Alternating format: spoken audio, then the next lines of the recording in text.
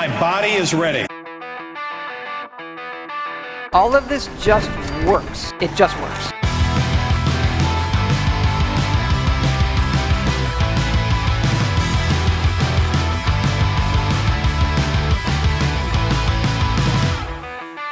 Who's laughing now? Hello, everybody, and welcome to episode 99, the Red Balloons episode of the Game Groofs podcast, the all-encompassing weekly gaming podcast from us, the Goodnight Groofs. My name is Matt, and today I'm joined by Paul, Josh, and Mike. Mike is back, but guys, let's get right into things instead of asking you guys how you're doing. They really do it on every podcast. I was listening to a show recently, completely irrelevant to the rest of the show. They could have just totally gotten right into it. It was like a one-off about a special topic, and they still fucking asked how everyone was doing. It was awful. It was terrible. But instead, I want to ask everyone what the peak of their week has been. Josh, what is the best thing that happened to you this week? The parents came and visited for Mother's Day. It was a good time, both nice. Mine and Kayla's parents. It was a delight. We got to see everybody for Saturday and Sunday. Had a good time out Saturday. It was a nice low-key Mother's Day Sunday. It was a good day. We took it easy. It was nice. You still kind of get a little stressed with hosting, but it's all worth it just to see the parents. So yeah, this is a good weekend. Good weekend. Well, I'm just going to follow that right up because my peak was also Mother's Day at my parents' house. It was a nice time. We had a good brunch. We hung out for a bit. It was just nice seeing them, talking with them a little bit, catching up. It had been since probably Christmas since I last saw them, so it was nice. It was a good time. Paul, what was the peak of your week? I'm good. Thanks for asking, Matt. Oh, sorry. I thought you asked me how I'm doing. No, I would never do so. They do that on every other. I thought I was on every other podcast. Yeah. The peak of my week this week was it was the weekend. Shout out to Friday. Yeah. But it was actually not Mother's Day. It was Lord of the Rings marathon weekend. It was pretty sweet. Rachel, my beloved partner, is a big Lord of the Rings fan. Not someone who watches it all the time, but as a young person watched it all the time, read the appendices, read all the books, watched all the DVD extras, watched it a million times, knows every word. So, every once in a while we do watch them. I grew up not loving Lord of the Rings. I didn't have any negative feelings necessarily. It just never grabbed me. I guess I didn't see them in theaters, so when everyone loved it, I was kind of on the outs. All my nerd friends were like, why don't you like Lord of the Rings? But I've kind of come around. Rachel's brought me around, and our friend Jake came over, and we did.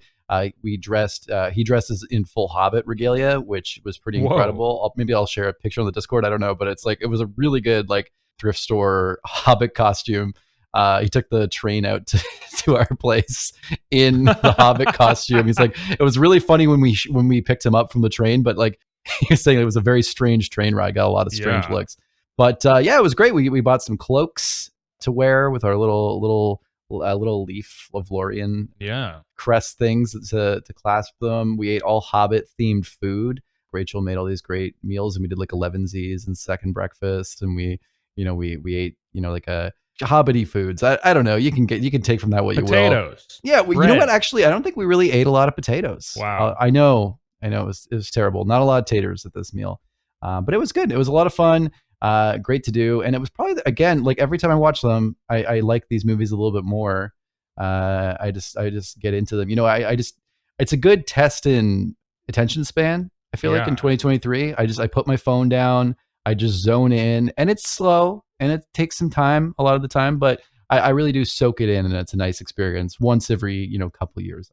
I could never watch them all on one day. It's just too much. Well, it was a day and a half. We did it the night, so it was about 30 hours with sleeping and stuff, but we did do extended editions. So it was a 10-ish hour affair, but but it was not bad. We did 1.5 on one day and 1.5 on the other day. So it wasn't in a straight line. I don't think I could have done that. I don't think I love Lord of the Rings. I like it. I don't Same. love it. I don't love it. Same. I feel like there are so many things that the movies could have done better. I think they could have explained how the ring worked a little bit better, showed it off a little bit better. I don't know. I don't know. I don't love them. Don't love them. Matt, I think this might be your worst take, bar none. It's possible. It's crazy for me to be on a podcast of nerds and be the one who doesn't like Lord of the Rings the least. This is a new experience for me. I think that parts of the movies also just haven't completely held up. I know. Look, they're good movies. The third movie is fantastic. I mean, That's my favorite Best one. Picture for a That's reason. my favorite one. But yeah. Yeah. Before I get into any more hot water with the nerds, I was watching for it. You know, the CG, like a lot of the effects, really not bad. Like nothing, not bad at all. nothing looks bad. I guess you mean like maybe in some like just the way storylines are kind of like the way like the pacing of modern movies, that kind of thing. Yeah, I feel you on that. It's a bit some of the dialogue, some of the pacing, some of the cinematography just feels a little bit dated. It is what it is. It's fine. I mean, movies are a product of their time for the most part, so it's not like I can't hold it against it. GameGroofs@gmail.com. Just in the subject line, put "fuck Matt." Yeah. Yep. Mike, what was the peak of your week? I got to get Spectre, my dog, out of his cone this week. Yeah. He's a free dog. Very nice. Very Congratulations, Spectre. He is he's happier and not trying to eat his cone anymore because it's not on him. And there he is. He agrees. Yeah, I like that he still has a little high-pitched bark. That's cute. He has a high-pitched and a low-pitched bark. It depends on what he wants. Yeah. If he's angry, it gets very low and guttural, and it's very, like, powerful. Yeah. It's very, like, resonant. But when he's like, hey, look at me, high-pitched and annoying. Oh, yeah, because he's trying to be cute, trying to get your attention. Yeah. Yeah, and I'm just like, I hate it. Well, very nice. Let's move on to Show Me Your Trends. In Show Me Your Trends, I give the panelists the beginning of a Google search phrase. Speaking of Google, this podcast is now on YouTube, but it's going to be a week behind always. So if you're listening right now on the old boob tube. My tube. It's on my tube? Yeah, it's on your tube. If you're listening on your tube, but you want to listen to the most recent episode, you have to go to the link below and go to the podcast feed. And then go to the Discord as well and hang out with us, see Paul's breakfast every day. And it's fun. This is what they call clever marketing. Yeah. Congratulations on that. That was smart. Put the Spotify in the description. Yeah. Ingenious. No, it goes to the link tree. It goes to the link tree, and then it's going to give you links to various different podcast platforms. Pick the one you use. Wow. Yeah. Can I give you money for this podcast? You could on patreon.com/Goodnight Groofs. You could actually get the show I've 2 been days banned from early. Patreon. Oh. We're starting a Substack. In Show Me Your Trends, to give the panelists the beginning of a Google search phrase from the company Alphabet. They have to tell me how the top result ends by picking from 3 options. 1 is right, 2 are wrong. Searches are made in Google Chrome's incognito mode. Whoa. To get the purest answers possible. I actually do that in Firefox. I got to be honest. Liar. We're going to play 3 quick rounds. Round 1. Are birds blank? Are birds real? Are birds mammals? Or are birds cold-blooded? I feel like people are Googling mammals just because people are doing it. Are birds mammals? I had a recent moment where I did, for a moment, question whether birds were cold-blooded. Oh. But also Rachel had a moment recently where she also was like, are birds mammals? Oh. Just for like a split second for both of us. But I'm going cold-blooded because I did trip me up for a second. I mean, are birds real? They're not. They're not.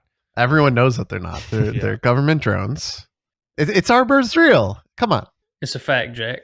I think the whole thinking birds are mammals or cold-blooded for a quick minute is sort of similar to when you briefly think like, wait, are eggs dairy? You know that kind of which they're not, obviously, but so many people I feel like, oh yeah, eggs are dairy.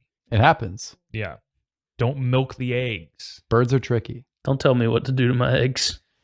The answer is, are birds mammals? Are birds mammals? You know what's funny? The answer is no. I made up the one that's are birds real. I think it's because the old government is hiding it from the Google results. Yeah. Absolutely. I mean, it is a really popular subreddit, so I'm surprised it's not up there. Google complies with the U.S. government when Reddit, I guess, does not. Makes you wonder. Round 2. Is virtual reality blank? Is virtual reality safe? Is virtual reality the future? Or is virtual reality artificial intelligence? No. What? They're two different. That's VR like- and AI are both letters. Is virtual reality a wooden chair?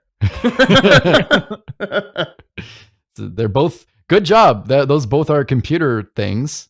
What was the first one again? The AI one just like threw me off. Yeah. Is virtual reality safe, the future, or artificial intelligence? It's safe. I think safe is the one because people hurt themselves. I saw like some dude's old uncle on TikTok recently wearing the goggles, and he fucking dove headfirst into the ground because of the game he was playing. Jesus. Yeah. I'm gonna go with future because I feel like people are just waiting for it to like hit the big time, whatever that is. I'm going with AI because there's enough people that I know that are like, I don't know. I've worked for a lot of people that are like, we need to form a neural network. I'm like, you don't know what that means. Get your goggles on. We're going to the metaverse. I know buzzwords that make no sense. Paul, what'd you say?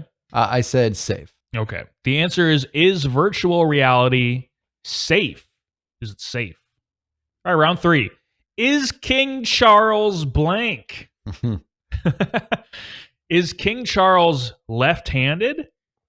Is King Charles sick? Or is King Charles' coronation going to be televised? For all of us out here in the Commonwealth countries, who I know many people who are really wanted to see this shit, I think is it televised? Also, quick interjection just to say, because I don't have enough of those, they made everyone take a moment out of their day on the coronation to swear allegiance to the king. Wait, what? Hold on. Dude, like this dude clearly obviously was bullied as a kid, and he's like, I want everyone to take, because initially I guess like the gentry, like the peers, would have to all swear allegiance to the king on coronation. Okay. But they were like, you know what? As a treat to all the country people, we're gonna let them also take a moment to swear allegiance to me. God. Wait, what is this? Wait. Did this happen in Canada too? No. We're our own country, but the UK, Right. But he is your king. Our head of state is the governor general, but the governor general is the king's representative in Canada. Okay. So, I mean, kind of. Damn. But we have a prime minister. It's all ceremonial. Anyway, point is, just take a moment out of your day, everyone, and swear allegiance to your Lord and Savior, the King Charles. King Charles is on his Joffrey arc. I don't even know what to go with. Televised, I think, has got to be it, though, to be honest. I would guess televised. I don't know why you would Google anything else. And Paul, you're saying televised? I am. The answer is King Charles sick? Sick. They're already people want Will real bad. Another option is King Charles ill? So it showed up more than once. Also, the coronation already happened, so It did. It was televised, but you're late. You're late. Yeah, I was very confused, but I was like, didn't it already happen? They're not actually asking if he's like sick in like illness kind of way. He's fucking actually cool, sick, dude. dude. Yeah. Dude, is like King Charles like a fogey or is he sick? Is he a street skater or is he vert? I need someone to let me know. East side or west side, King Charles? Did you guys see the video of Katy Perry unable to find her seat at the coronation? No. What? That's It's pretty such a funny. unique video. It was Alright. pretty funny. Also, she was wearing such a fucking big hat, half her vision was taken away from her. So of course it was hard to find your seat. Katy Perry is a good example of like live long enough to see yourself become the villain. Everyone hates her now so much, and it's just so funny to see that arc. Let's move on. Paul, are you allowed to say this about the king? Yeah, we don't. The monarchy is purely ornamental here. We're okay. All right. Let's move on to the big question. Oh no! They're dragging me away! Oh no! There's a guy in a big hat. He's pulling him out of the I room. swear allegiance to the king. The beef eater, no. Not the gin. They're called beef eaters, right? I don't know. I know there's a gin called Beefeater I gin. never understood that. I don't know. Is that a weapon? I don't know. No, it's the guys with the big hats. They're beef eaters. Oh, are they? I think so. Well, probably it's because maybe it's like a gay thing. Oh. What? I guess it doesn't have to be. Beef on both sides, baby. They're called beef eaters because they were permitted to eat as much beef as they wanted from the king's table. There. Whoa. Is that true? Mm-hmm. So That's you're telling cool. me Henry VII's. You're telling me those dudes can just fucking, when they're done their shift, walk in to Buckingham Palace and just I'm snarf sure all not the beef they anymore. want? Not in this late stage capitalist hellhole where they can't just eat all the beef they want anymore. They're just still working, man. They just be walking into Arby's, having the time of their life. Excuse me, I'm a beef eater, so load me up.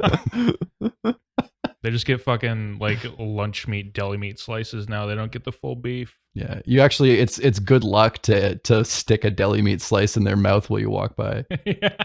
That's the only time they move is to open their gob. It's also it's the only time they smile is when they're just, They're about to gorging themselves they're on beef. about to feast on roast beef.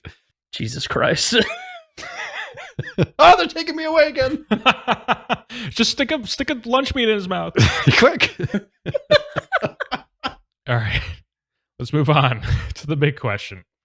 This week, a variety of media outlets jokingly wrote obituaries for the metaverse. This comes as news about the future of the metaverse and other VR outlets appears grim. Companies like Meta, Microsoft, Apple, and even Tinder have all recently announced that they're either shutting down their metaverse/VR departments or drastically cutting them down. Meanwhile, while not completely flopping, PSVR 2 seems to have underperformed Sony's sales expectations. So guys, Paul, we're going to go to you first. Please. We started this podcast long ago talking about VR a lot in the early episodes because I think it was sort of one of those periods of time where it really looked like VR was making strides. And there was a time on Replay where Paul and I talked about VR headsets were selling really, really well. But now, Paul, here's the question. Is VR dead? Short answer, no. Oh. Long answer, no. Oh. No, I don't think VR is dead, but I will go on. Yeah, I think I was also thinking of that time when we were talking on Replay. It was Christmas 2021, and we were talking about how the biggest Christmas seller was VR headsets, or it was one of the top items, and they sold like tons of money, specifically Oculus. And, that was a big deal. Now, the tech bubble kind of burst, and we're seeing venture capital dry up. And big tech companies who way overhired during the pandemic this isn't news to anyone, are cutting the shit out of their workforces. Big all companies, but especially tech companies, often overcutting in favor of higher profit margins. And so Facebook is a huge proponent of this. In fact, they keep cutting over and over again. I think like looking at Facebook and looking at this version of the metaverse that we were promised, I think that's dead.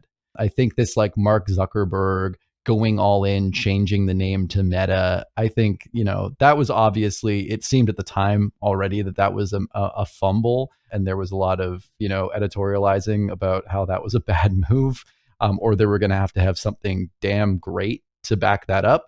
They didn't, and they haven't. And this was all post-COVID anyway, or post, the knowledge of that happening. So it's not like, they had great plans and then COVID fucked them up.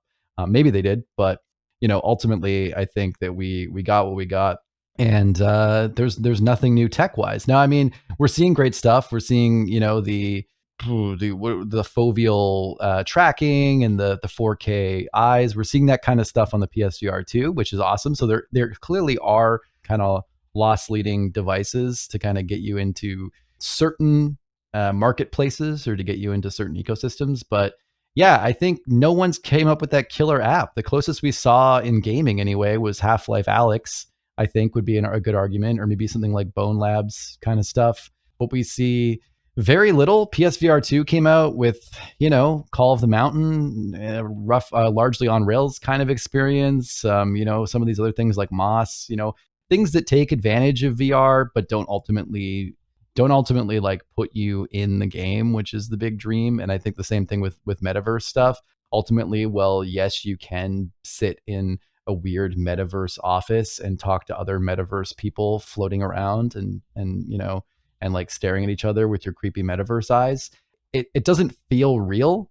But that being said, I don't think VR and AR are dead. I noticed you mentioned Apple, but like I haven't seen any news stories. In fact, on Apple being scaling back on VR. In fact, I've seen more and more rumors lately of like we're getting right around the corner of their headset. I saw something. That's why I included them. Something as far as closing one sort of department, maybe opening another one, but some part of it, Apple was lumped in there with all these companies that are shuttering. I didn't read like the joke laments of the VR, so maybe there is some stuff that was in there. But yeah, from what I've been seeing, there's been a lot of like scuttlebutt recently. Them opening up, like filing new patents for what they call XROS, which is going to be like they're fully probably based on Mac OS, like everything else is. They're fully VR AR, operating system. They're hoping to ship, I guess. We also got like the tweet, the kind of infamous tweet from Palmer Luckey of Oculus fame, who tweeted the Apple headset is so good. Oh. Just 2 days ago. Whoa. And so obviously like Palmer Luckey I think he's out at Oculus at Facebook. He didn't really obviously, manage to really, obviously it was a success in a short term, but I don't think it has the long-term success they wanted it to be like a disruptor. But it is interesting to see someone in the VR AR space, say this headset's so good and kind of come out with that. Now, again, neither Apple nor Meta nor anyone has really been able to confirm that he even has an Apple headset or if there's actual testing or anything. So, I mean, could be some troll work or whatever, but it is interesting to see that and see some of these filings come out. There's a lot of rumors that this is going to get announced in June. But the other thing about this headset is it's going to be likely $3,000. Oh my God. So this is not a consumer product. This is a pro product, probably enterprise product. Do I think Apple has the ability to make enterprise metaverse work? Yeah, I actually think maybe. I know this is a gaming podcast, but I mean, I think in that sense of like that kind of goofy fucking Zuckerberg metaverse where everyone's working in an office, but it's all cartoon creatures flying around. Right. I think Apple could class that up just a little bit and make that more functional. They're not exactly like the software kings, but I think it's possible for them. So that's interesting to see. So I think on that horizon, there's interest there. But again, gaming wise, that's not really their move. So I don't know if that's really going to go anywhere. But yeah, I think ultimately it's one of those things. Let's finish up here saying, I think the tech is still really impressive. I think we're way too early. And I think everyone going all in on this right now in 2020 was a false start. I think the pandemic probably did just push back some of this stuff. I think there's just a lot going on here. Tech layoffs, the bubble burst. We're seeing, less ability to develop, a lot of, delays and things, but also I think maybe just some delays in innovation. And I think we're still off from this. I don't know when the date will ever be. I don't want to put a date on it because I think it's one of those things where the technology will exist before culture catches up. So like right now, I think we already have technology that can make VR, AR more impressive, but it's about getting people to want to strap that shit on their face. And I think I think we're going to need to shift culturally to the idea of strapping shit on your face before you know what I mean? Like the software will be good first, right? But we're never going to get there until we get people comfortable wearing shit on their face. And I think just from the mask experience recently, it's hard to get people to put shit on their face and walk around and live their lives. So I don't know. I don't know when that's going to come, but I think I don't think it's over. Like, I don't think just because this is going badly, it's over. I think that a lot of these things are going to move to the back burner, and then you're going to see something disruptive come out maybe in 5 to 10 years with, probably people developing something smaller. I think things like Meta, like Facebook or Meta, whatever you want to say, and these companies aren't going to be the one innovating. I think they're going to be the ones they're kind of chasing. They wanted it to become a viable consumer product too early. And I think there needed to be more R&D and more experimentation. And I think that'll still come, but it's, I don't know, move to someone else, but it's so weird, right? Like Google Glass, like that was almost functional like 10 years ago. I mean, it wasn't, but there was like a lot of cool idea. There was functionality there. And there's same thing with it's just about getting people to accept this stuff, to put this shit on your face. Yeah. And I don't know when that's going to be, but I mean, the tech is cool. I'll jump in now because I have some similar thoughts and some opposing thoughts. Your thoughts are probably way more eloquent than mine just because you're probably much more knowledgeable about all the VR stuff. But I really thought that VR was still going to be something, even just a few months ago. I thought that it would continue to be a slow burn, but that we would eventually get there, and overnight there would just be this killer app for it and everyone would hop on. And that's really all it was going to take. But now it just doesn't look like that's going to happen. Like, I'm starting to rotate toward a 180 from my previous opinion on this. And I don't know if VR is going to last much longer, at least in its current form. It has to change somehow, whether that's the way that it fundamentally works, the hardware, some sort of killer app that changes the way that we view what VR can be. But the way that we currently think about VR, I don't think it's going to work out. I really don't think Meta's idea of VR in the workplace is going to happen. You said maybe Apple can do a better version of that. I just don't think that's ever going to be something that people want to do at work. I just feel like if people are going to do online meetings, it's just going to be Zoom. Like that's just so much easier, and you see people's faces and their reactions. But Paul, go ahead. Just super quick, I forgot this was the point I was going to make, was I think we're going to see something more akin to less like VR and more AR, but not even glasses, but more naturalistic. I don't know if you guys saw, but I think, I want to say it's Logitech, LG. There's a company who has this giant fucking like booth you can sit in. Mm-hmm. And you're sitting on a couch and you're looking into this like window. And because of the way, and then the person on the other side, whatever country, whatever place they're in, is sitting in a booth with the window. And due to the depth mapping and stuff like that, it feels like you're sitting across from someone in the booth. Not 100%, but it feels a lot more like you're in a place with someone. And I think that like hologram vibe, or like this like feeling of not actually wearing something, but it kind of existing in products around your space, is probably more likely, because again, people just don't want to wear fucking shit on their face. Is there a video of that? There is. I'll show it to you. It's really cool. Yeah, that sounds really interesting. One thing that I do really think that VR has such huge potential for, and I do think people would be really interested in this, is one, again, we need someone with a very different outside the box creative mind to figure this out. But movies in VR, I still think games have a place. They just aren't there yet. Half-Life Alyx is the closest thing we've gotten, but they just aren't fully functional enough. But then the big thing that I think is really cool in VR and could become a big deal is just being able to experience places around the world just from your couch, being able to sightsee from your couch. You can already do this in ways in VR. There are certain programs for it, and there are certain VR headsets that can do it. But I just think that perfecting something like that as a service could be really interesting. I don't know, in the classroom that could be really interesting.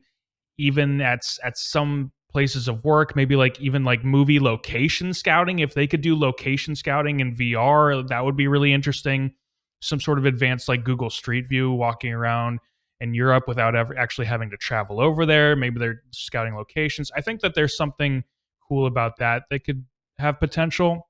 And I would love to do it myself. I would love to go see like the pyramids or like these giant waterfalls or whatever, just in VR and not actually having to leave my couch. That would be really cool.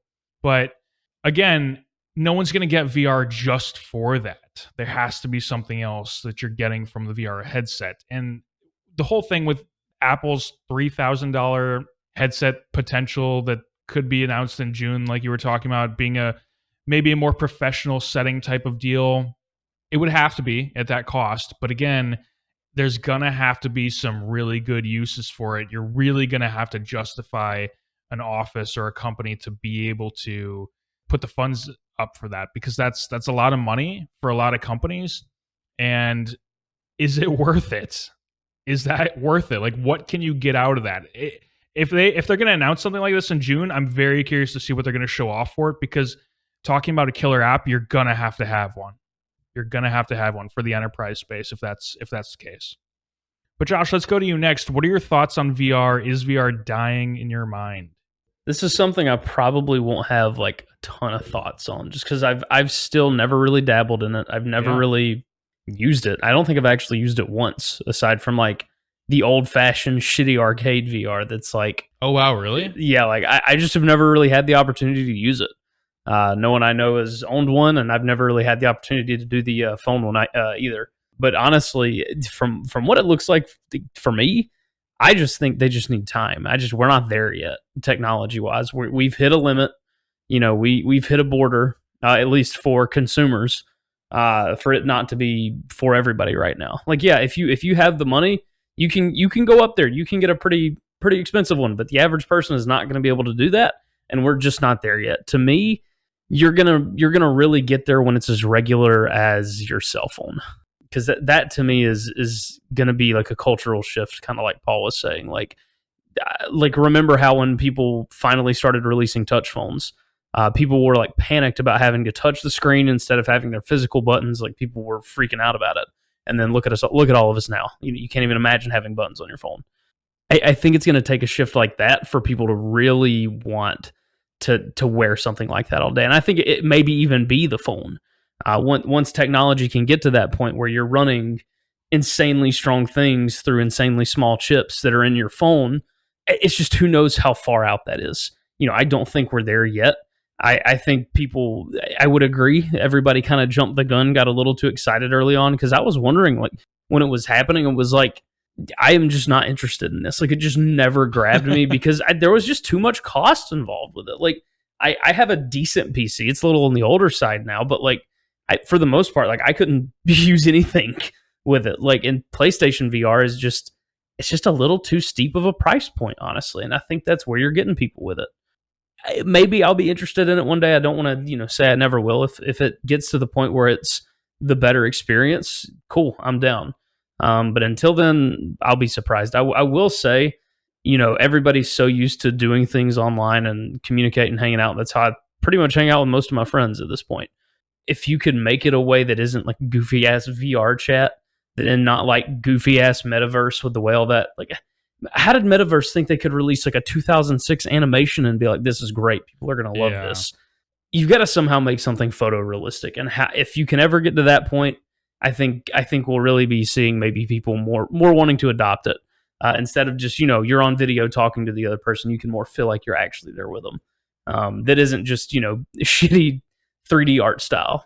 But yeah, that's just a few of my thoughts. Is it, I guess, to finalize it, put a bow on top. Is it dead? No. It needs a little time. It's got to bake. Let that baby sit in the oven for a while. And to be fair, this iteration of VR is still a new technology. Like, the Kickstarter for Oculus was back in 2012, which is, I don't know, we're coming up on 11 years ago. Like, that's not a lot of time, especially for such an advanced sort of technology, for it to, things in technology do move quickly, but for like a brand new technology, yeah, it's going to take a little bit of time. And of course, the software for it, that killer app, is always going to lag behind. But the clock is ticking. Mike, is VR dead? No, not at all. I think back when Meta was like announced and all this shit, and I saw it and I was like, wow, it looks worse than VR chat. I think anyone who was like, oh my god, metaverse is the future, was fucking stupid. I think it mostly spoke to like how out of touch like the general investing populace is, because I feel like that was mostly for investors, and they're just like, this looks sweet, but no one has ever like looked at VR. I mean, even when I was in business school, we had an assignment where we were broken up into teams and worked with different companies, and one of them was Sony, and it was for VR stuff. And even then, some of their VR stuff was really out of touch. Like, a lot of the points that they presented on, and then when we got to ask questions, I sat there and I brought out my VR headset. I'm like, I use this pretty daily. Here's my questions, because nothing that you said actually is reflective of how the shit works. So Facebook being shit-canned on Metaverse, not surprised. That shit looked awful. And then with PSVR 2, I feel like the adoption or the like low sales of PSVR 2 is more reflective of like people don't have PS5s. And if you're going to go out and buy a PS5, you're not going to be like, all right, I'm going to also drop 300 or what, however much it is. Like, Josh just got a PS5. He's not going to go out and get a PSVR 2 immediately. That's a lot of money to drop at once. So like, I feel like that's more indicative of it. And to be honest, the state of like Call of the Mountain and stuff, though it got good reviews, I feel like that's kind of backwards for VR at this point. Like, it's not driving VR forward and exploring how to use it in new ways. It's putting you on rails and giving you a VR experience, which is fine. But like, it's not really what is going to push the market. And we haven't had a game like that in several years. And the reason why I don't say it's dead is because, kind of echo what Paul's saying, it's used a lot. So I work in engineering and I work in automotive engineering. And when I worked at my old company, we had a lot of VR in the offices because the people who do like the design work, it's a lot cheaper and a lot more reflective of real life to model your stuff in a VR setting and see how everything works with like natural lighting and stuff like that. And you can really get a sense of scale in VR. They still do clay models, but they used VR a lot in their design work on the vehicles. And even people in prototyping, they use VR a lot.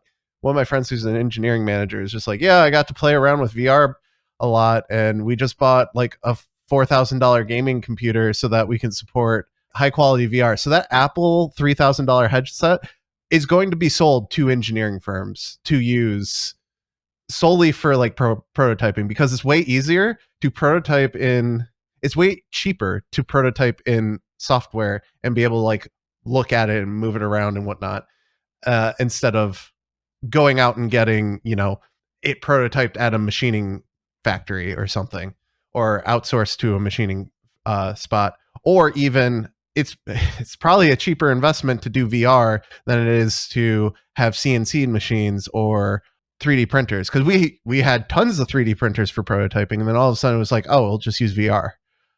So from that perspective, outside of just, oh, you want to sit in an office with other people, stick this headset on, I thought that was silly. No one's gonna fucking do that. Like, at all.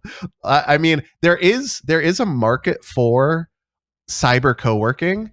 I've seen it on like Twitch and stuff. Like, people stream just co-working streams where they're just sitting at their computer working, and every like 45 minutes they have a 15-minute break where they're just like, so how's everyone doing? Okay, and then back to work.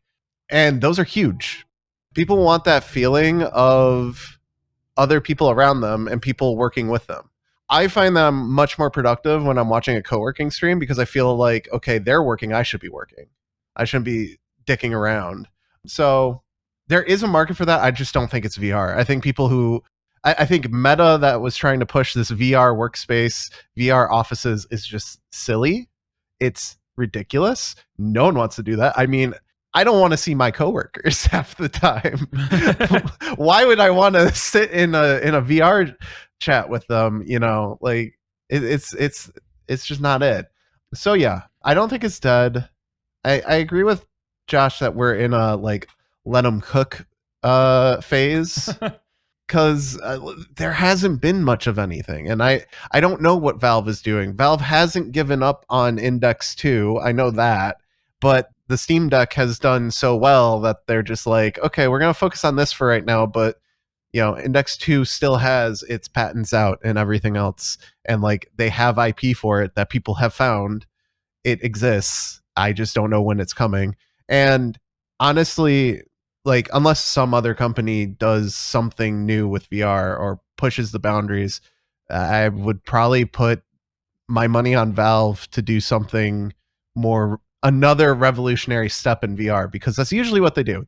They like to release hardware or release something. Steam box. Yeah, the Steam box, Jesus Christ. But they like to release hardware and then they only really release video games when they release hardware to show off the hardware. Right. Like, Half-Life Alyx came out to show off Index. That was the only reason, and that was the only reason we got another Half-Life. So it would have to be they make an Index 2, there's something crazy about it, maybe more haptic feedback, maybe some way to, more ways to immerse yourself into it, and they release Portal 3 and everyone's throwing up everywhere. Right. That's sort of That's similar to what I was going to say, is that I find it interesting that there's so much money going into VR hardware, but the software is just like junk. Outside of enterprise and professional stuff, a lot of the software is just junk. So I find it weird that developers are sort of ignoring that side of things. Well, I mean, it's really expensive to develop a video game at this point. Like, it's just getting like pretty much exponentially more expensive as time goes on. You want your returns, for sure. And it's like, it's already expensive to do a non-VR game. Why would I spend even more money to make a game in tools that my devs aren't familiar with? It from an investment point, it doesn't make sense, which is probably why most people don't do it. And most of your VR stuff comes from like indie devs. It's very much a chicken and egg situation, because people aren't buying VR headsets because there's not software, and software is not being made for it because people aren't buying VR headsets. Mm-hmm. So something has to crack first, and it pretty much has to be the hardware side of things in order to get developers to actually start developing for it. But we'll see. Yeah. I think it's still going to be really interesting to follow going forward, but I do, and I want to bring this up, see if you guys have any thoughts on this. And I know it's not the same technology and it's not the same developers, but I almost worry, is the public's new obsession with AI something that people are going to gravitate toward instead of something like VR? I don't know if it'll be instead of VR, but I mean, AI is drastically more accessible a tool and a lot more useful in about a million ways. I mean, AI can change coding, AI can change development, but AI can also, you can then take those things and extrapolate them to gaming. Not only will it potentially make game development easier or different, at least, sure. But also it can be, it might be a cheap and easy way to, layer in certain features to a game using AI that you may not have been able to do before. So, I mean, it's just a lot easier to get your hands on AI and mess with it at this point without needing any sort of special hardware, whereas you do for VR. So I don't know if it's going to take away from the VR crowd, but I do think AI will proliferate much more, because I can go on itch.io and play games with AI in them right now, and I using my MacBook. I'll repeat this again. It's just insane to me that the whole AI thing just exploded overnight. I remember the first thing I saw was those DALL-E drawings. Essentially, you give it like a prompt and it'll draw something, and then all of a sudden there's like 20 AI chatbots. There's fucking commercials being completely made in AI. Like I saw like a beer and like a pizza commercial done in completely in AI. It's like, how does this happen?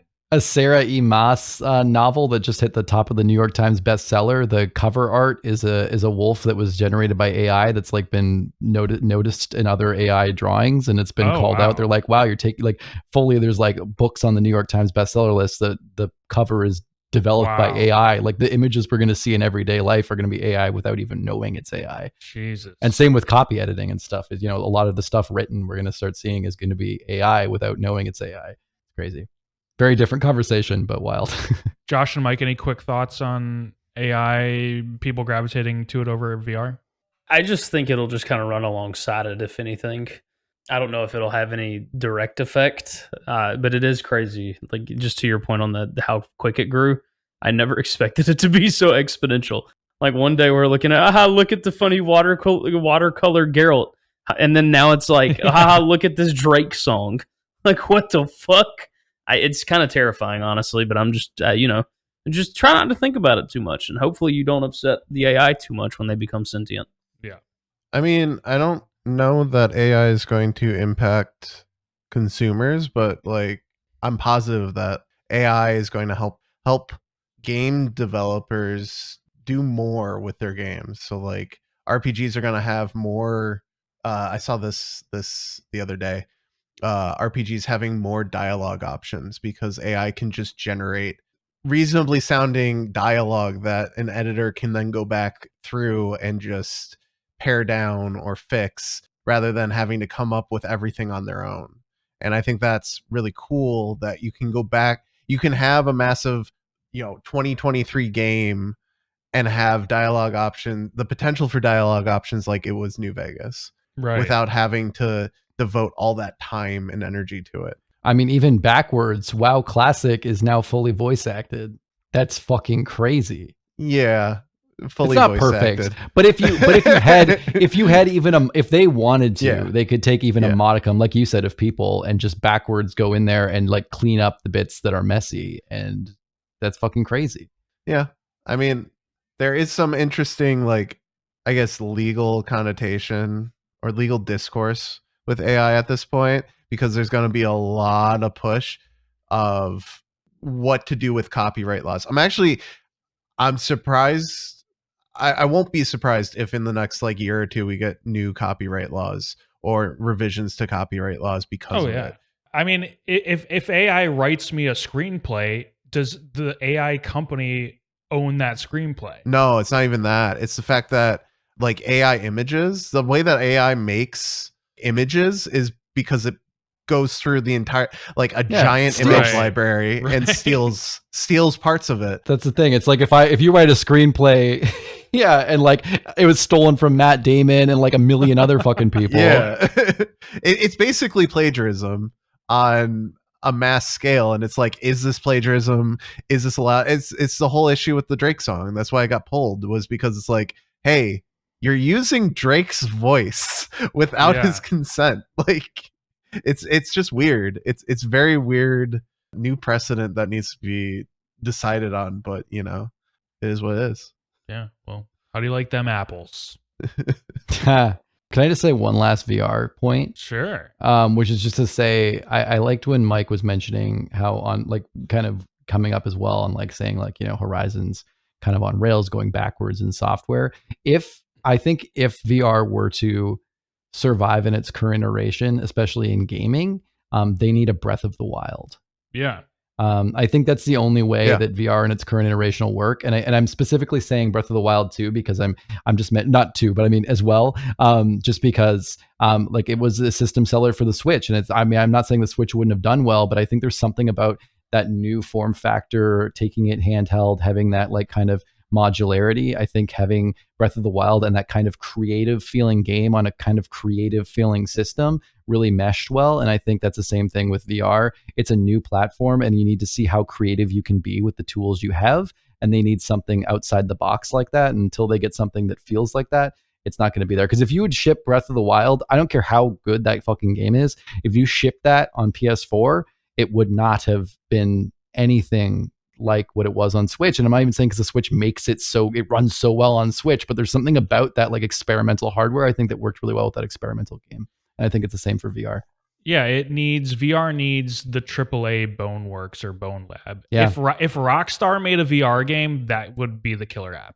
That would be it. That's a random choice.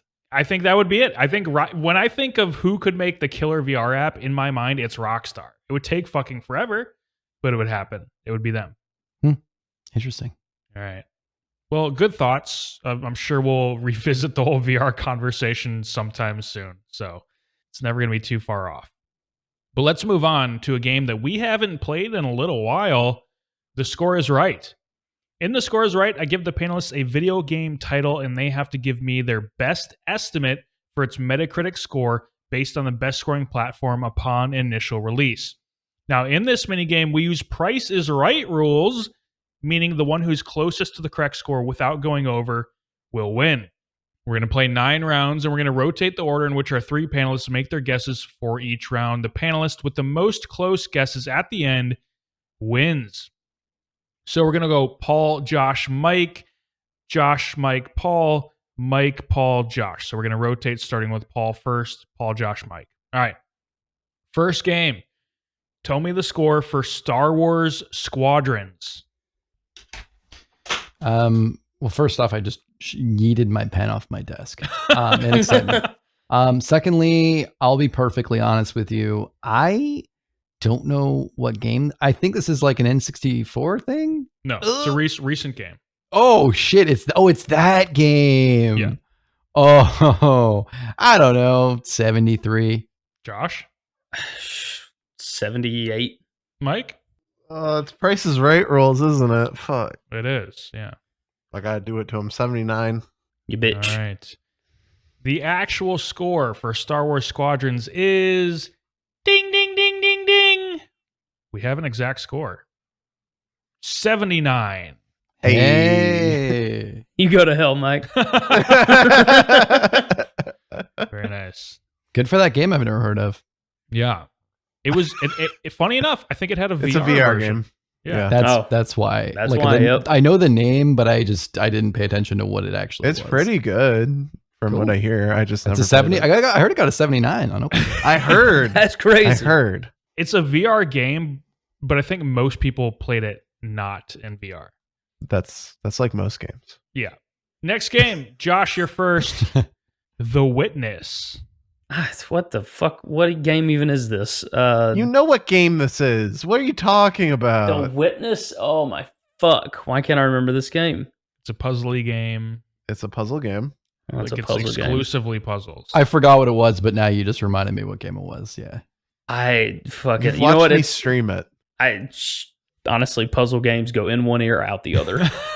I'm surprised they even go in the ears. Hey, we're gonna give it an 82. I don't know. Mike? 85. Oh, Right, God Paul? bless you. I'm going $1, Bob. The actual score for The Witness is 87. Damn. It's a really good puzzle game. I've heard good things, but I just wasn't sure. It's what so the- good. It's so Yeah. fucking good. Critically acclaimed. Apparently. All right, Yeah. Mike, we're going with you first on this one. Hey. What is the score for The Long Dark? Ooh. I'll say 80. That's All right. probably too high. Fuck. That's that dark one with like ice and stuff. I think it's got red writing really, on it. really long, too. I've seen it on Steam sales.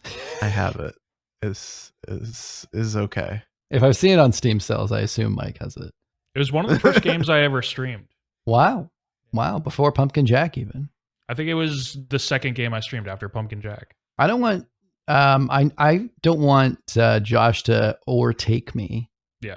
So I have to go close to Mike, but I want to be lower than Mike. So I'm going to say I'm giving the game away. I'm going to say 77. Okay. $1, Bob. We're just gonna ride it. Yeah. All right. The Ooh. actual score for The Long Dark is ding, ding, ding, ding, ding. It was actually 1. It was one. It was one. We have an exact score. Worst game of all time. It was 77. Hell yeah. Yeah. Damn. Hell yeah. All right. Paul going first. Tell me the score for Dead Rising 3. Oh, easy. Dead Rising 3 was 81. Josh. It's a really good guess. 82. Sorry. You fuck. Which Dead Rising is this? Is this the one The in third one. Yeah, no, I know that, but is this the one without Frank? I have no idea. Not helpful. Okay. Is this when did it come out? Can I have the release That's date at least? too much information. I know. I'm sorry. I'll I give barely you know the what the release. game is. So It was you 2013, get I'm too much pretty of an sure. advantage. It was 2013. Okay, 'Cause so it was this an is the Xbox One Xbox release. One Yeah. release. Okay, I know which one this is. Oh, wait. Yeah. Hold on. Hold on. And it Because looked like hot Duke I'm shit. pretty sure on Metacritic it's Dead Island 3, but I'm on Wikipedia right here and it says You Dead said Island Dead Rip. Rising. You said 3. Dead Rising. Okay, hold on. Right. It It's, says which it one came is out. it? It says it's 2 and it it came is out this also year. 2013. Also 2013. Matt heard himself in confusion. Yeah. Same year. Oh man, that game was not great. What were the numbers that you guys said? Because now I forgot. I said forgot 81. everything. Josh said 82. I'm a bastard. Ooh, ew. $1, Bob. Smart move. Yeah, that's probably it. The actual score is 78. Fuck. Hey. That's such a solid 78 game. I should have known. Yeah, I was thinking. Yeah, should have known 78. The God damn it. classics. I knew Dead Island 3 was going to be like that. I about just had a stroke. Josh, tell me the score for Doom 2016. Ooh, 87. Mike? Fuck. That was what I was gonna say. I think someone's getting a direct answer on this one. 88. Okay. I hate to do this, guys, but my gut from the very fucking beginning was 89. All right. We'll see where it lands. The actual None of us got score is ding, ding, ding, ding, ding. Wow. It's like a Russian God roulette. fucking Who got damn it? 87. 87. Boom. Wow. Motherfucker. Nice. Josh on the Literally board. going to say 87. I'm so mad. Mike, tell us the score for Until Dawn. Oh. Ooh. Until Dawn. It's got to be like 82. Is that your guess? Yeah. Fuck. That's a good guess. That's a really good guess. I'm gonna say 79. Okay. Oh, Josh? shit. Those are both really 80. You All right. fucking little cunt. I was gonna go $1, but the 79 forced my hand. I'm I sorry. thought it might. It was too tantalizing even for you. The actual score is ding, ding, ding, ding, ding. Motherfucker, what the hell? 79. Jesus. Hey, there it is. Damn. This man. is never. This is. I don't think we've ever gotten this many exactly right in one You game. guys are doing good. This is fun. All right, last round of 3 here. Okay. we're starting So with going you, into Paul. the end here, Mike has 3, I have 2, Josh has 1. I could tie it, or Mike could take it away, or Josh could tie with me. All right, 3 more games. First one, Paul, tell me the score for Scorn. It's Scorn, a big lump with knobs. I don't know. Let's see. Scorn. Ugh. This game was not well liked. Had a lot of technical difficulties. It was short. Oh yeah, it was short, wasn't it? I'm giving the game away. I'm saying 73. Okay. Josh, 75. Mike, I think it's a solid 7 out of 10, baby. 70. the actual score is ding, ding, ding, ding, ding. Holy What the shit. fuck? That's crazy. Despite Mike not going for 1, the actual score is 70. Wow. Yeah, why didn't I go for 1? I know. I don't Why know. didn't you go for 1? You could have. Yeah, no problem there. You still but- got I it literally anyway. like you said the game. I'm just like I'm pretty sure it's like imagine, 70. I knew it was imagine it was something 6. 7. Imagine it was like 68, and you're like, Oh why? my What have I done? Why didn't I go for 1? Who knows? All right. Next game, Josh, you're up. I thought you said this was the. I thought you said that was the last one. The last round of 3. Oh, sick. Okay, so we can. Oh, I can still shit. come back. Yep. I'm fucked, but good luck. Yeah, you are. The game is Ghost of Tsushima. Oh, boy. Ooh. 92? Ooh. I couldn't remember if it was a big boy or not. It might be in the 80s, but who knows? Mike, 88. Paul, The temptation to go in the middle is strong, but I am going to stand steadfastly and say $1, Bob. all right. Damn. The actual score for Ghost of Tsushima is 83. 83. Yeah. Damn. Great game, but It's a bad game. Bad game. Confirmed. I think if it were re-reviewed today, it would do better. I think it hurt that it came out right after Last of Us Part 2. there was a lot of hype too on the graphics and the look, and I think that hurt it when it actually came out for not being like everything everyone hoped and dreamed it might be. Right. Are you saying that reviewers are impartial? Final game. Mike, you're going first. Tell us the score for Yooka-Laylee. Jesus. Oh God. I wish I were last in this one. I'm jealous of Josh. I just say 1 to whatever anyone else said. 65. All right. Paul? Fuck. Oh. Such a good guess. Sorry, are we talking the game or the instrument? Just to double check. The instrument, actually. All right. Oh.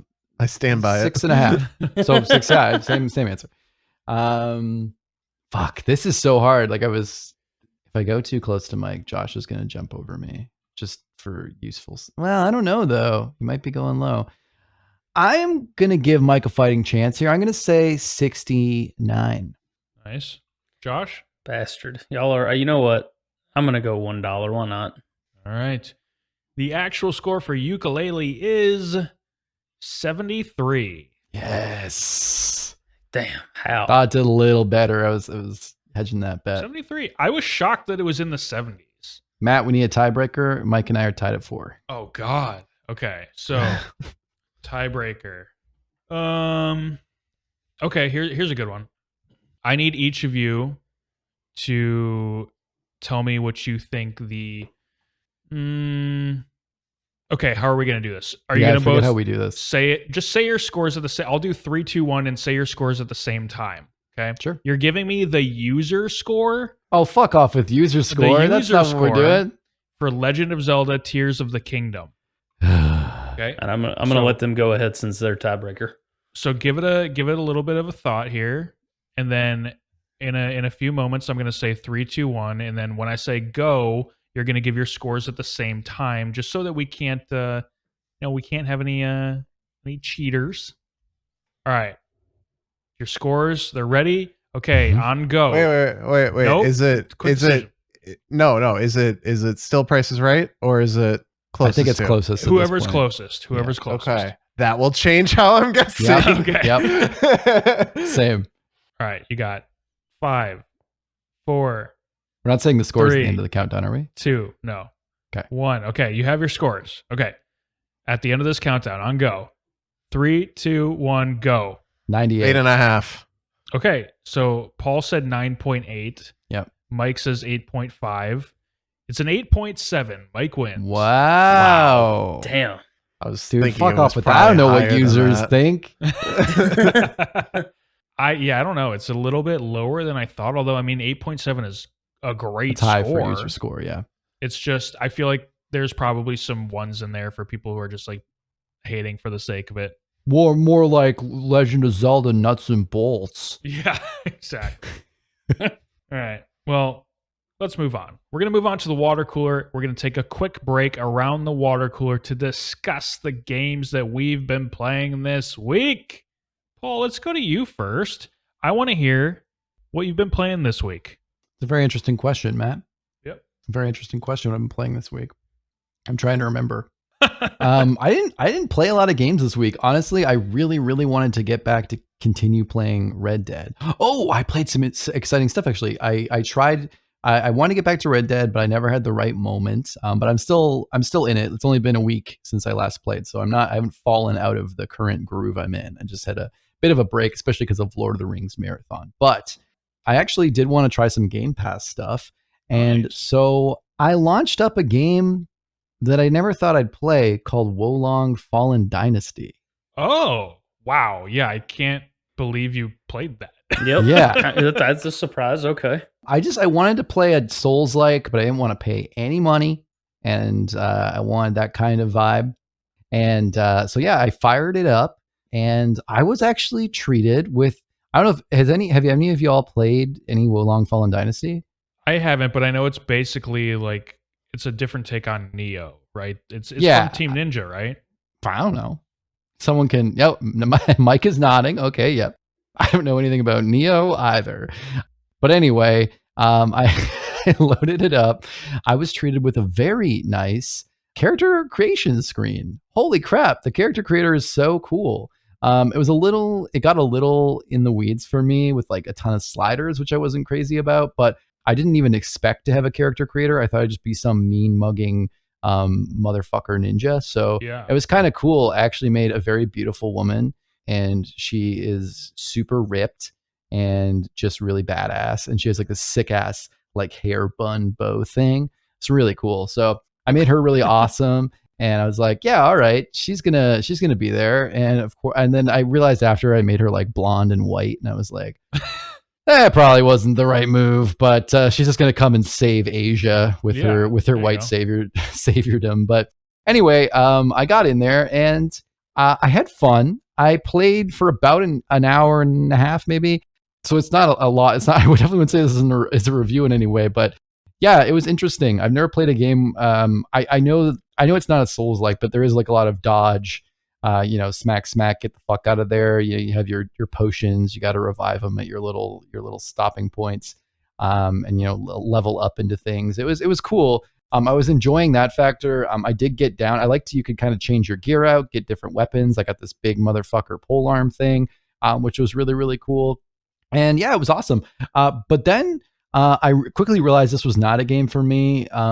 I died a bunch of times like super early, which I was fine with. I actually find that like when I play games like this and I die a lot, it gets me hyped, which makes me think I might want to play, some kind of more difficult Souls-like game. But, I kept pushing through and learning the moves and learning how to play a bit more. And then I got to like the first like trial boss and bro just kicked my ass, like absolutely fucked me like 10 times in a row. And then finally I pushed through. I learned some like combos. I learned to parry better and do these like shield breaker things. And I was using magic and I killed the boss. And then that turns out it's just phase 1 before he goes berserk mode and just like really kicks my ass. And then he like one-shot me. And I was even like going back and like trying to find like secret paths to try to level up a little bit more, but like no dice. Like I think you just have to be good. Anyway, I don't know, but I failed to that second form a couple times, and every time I had to restart from the beginning, which I could barely do. So anyway, I don't know. I'll say basically my point on this is that I probably won't keep playing Wolong, but it does make me consider, as hilarious as it is, it makes me consider like playing like an actual Souls game or something. I don't know. Like I still have Dark Souls Remastered on my list. I still have Elden Ring like on my wish list, like stuff I might want to play, and maybe I will play those things. And I know this isn't like a direct kind of game like that, but I don't know. I do like that. But yeah, I don't know if I love like getting railroaded into this motherfucking boss. So maybe something like Elden Ring I might like more, where I can choose where to go and mess around a little bit more. So I don't know. I don't know where I stand on that, but it was really interesting. I didn't think I went out of my comfort zone, like we kind of talked about last week on the pod. Played something I never would have played. Yeah. And it was pretty fun. I actually had a good time. I just don't know if it's like in the short span of the life that I have, if I'm going to like really, put a lot of energy into Wolong Fallen Dynasty. But it did kind of make me think I should try more things like that, more action-y, difficult combat games. So yeah, that was cool. Correct me if I'm wrong, but I think those Neo games and Wolong are much more gear dependent because they're like loot pinata versions of a Souls game, I think. So maybe that was part of it. Yeah, I think that was it. I think I had to like grind out the dudes more and like get different loot or something a bit more before I even tried to fight this guy, or I should have like maybe optimized my gear more, and I just kind of put on whatever was sitting there. So maybe that's probably is the case too. So I might even, maybe knowing that, I haven't uninstalled yet, so there's a possibility I could go back. I do really like the visual style is really cool and the enemies and stuff. So maybe I will. It was neat. Yeah, so that's something I played. What else did I do? I played a bit of Fortnite. Nothing like super interesting. I don't think we played. Did we? We didn't play, but we did just hear the bad news today. Yeah, so I will say, like, I did play a bit this week, and it's been fun. Did a little bit of solos, just kind of doing some battle pass stuff and goofing around and just chilling, which has been nice. I find it a very good, relaxing game to play solo. But the bad news is that there's been a lot of changes to the game. Nothing major, but they added ranked play, which is awesome, especially in zero build. But we noticed that there wasn't a zero build ranked trios. And Matt today realized there isn't a trios at all. Yeah, trios are getting removed in all game modes, which sucks because that's all Paul and I play. Paul plays solo sometimes, but when we play together, it's basically always in trios with our other buddy Spencer. So that sucks. Yeah, it's a big way we play. I mean, we used to play in squads, and we just like ditch a poor person who was stuck in her squad, or we could no fill and be 3 against 4 groups, which is groups of 4, which kind of sucks, but like it is an option. So I mean, it's not like we'll probably never play Fortnite again, but I think we had a really nice groove playing in trios, and it was nice to do that. And it feels like a very senseless thing to remove. I'm actually going to look more into that because I haven't had a chance yet, but I'm pretty disappointed with that choice. Matt, I know you said, you think maybe it's possibly due to like player spread and like just limiting game modes so that they can have better matchmaking. It's not, I don't think what they said, but what your guess was, which I think that's super logical. Yeah, they haven't given any reasons yet, but the fact that they're adding a new game mode with ranked, I think in order to do that, they felt like they had to take something away in order to be able to funnel players into the game modes. Otherwise, players were going to be too spread out. Matchmaking times may have started to take too long. At the same time, I imagine Fortnite is losing a bit of their player base. I don't think they're at the peak that they once were at. Not that there's no one playing Fortnite, but they aren't at the height that they once were at. And As soon as you start losing some players and you have a million different game modes, matchmaking can start to take a little while, and they want to avoid that. So what do? You take away trios, probably your least popular playing mode. So it sucks, but it is what it is, I guess. Yeah. But yeah, kind of a bummer. It doesn't really, it's just kind of just having something taken away with no major explanation is disappointing. It's not out of the realm, I think, for Epic and Fortnite in general, just to make like unilateral decisions like this that are kind of random and weird. But we'll see. I think it's possible that that's something that might get reversed at some point, but I hope so. We'll have to watch. But yeah, that I think that's mostly it. I played some Fortnite. I played some Wolong. I did just reinstall Life is Strange Remastered, which I still haven't played yet. I bought it around the holiday season, and I haven't gotten around to playing it yet. But this is my time of year for Life is Strange. This like May, spring turning into summer vibe. So it's very possible. I don't know if I'm gonna have the time right now, but I'm in a very like I hate to say it, but like I'm kind of in this like contemplative, sensitive mood right now. Like nothing too crazy, but just kind of like the mood where I'd be receptive to just kind of like get sucked into something like this.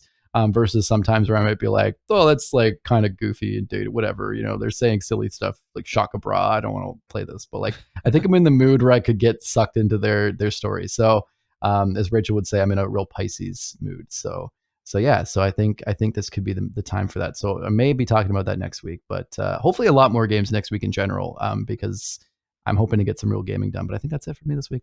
Well, very nice. I'm glad that you went out of your comfort zone, tried something new right after we had just talked about that sort of stuff on the podcast. It's cool. I was inspired. Yeah. Mike, let's go to you, because it's been a while since you've been on the podcast. Obviously, you've played a ton of stuff, so we're not going to go over everything, I'm sure. But I know that there are a few things that you have been focusing on more than others. But Mike, let's hear. What did you play recently? I want to talk about a game that's never talked on the podcast.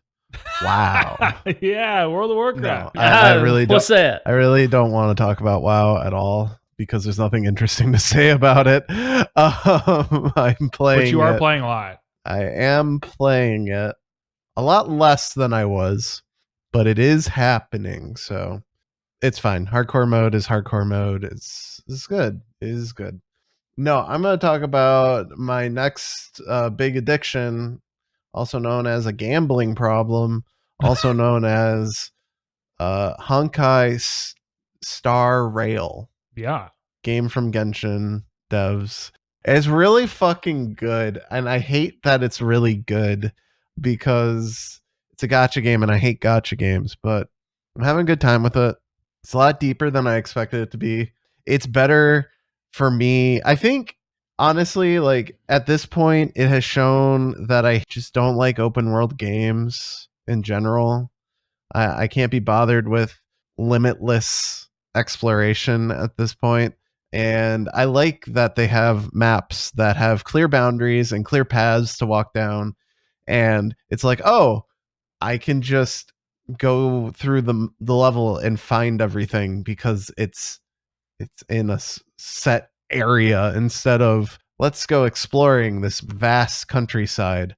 Right. I think it's a lot more, for me at least, it's a lot more friendly than Genshin in the fact that like I've finished everything that there is to do with this update. There won't be more content until I think 6 weeks, but it could, or no, I think 3 weeks, but it could be also tomorrow. I'm not sure. They're dropping a new character tomorrow, but I don't think it comes with any actual game content, which is fine because there's still plenty to do in the end game.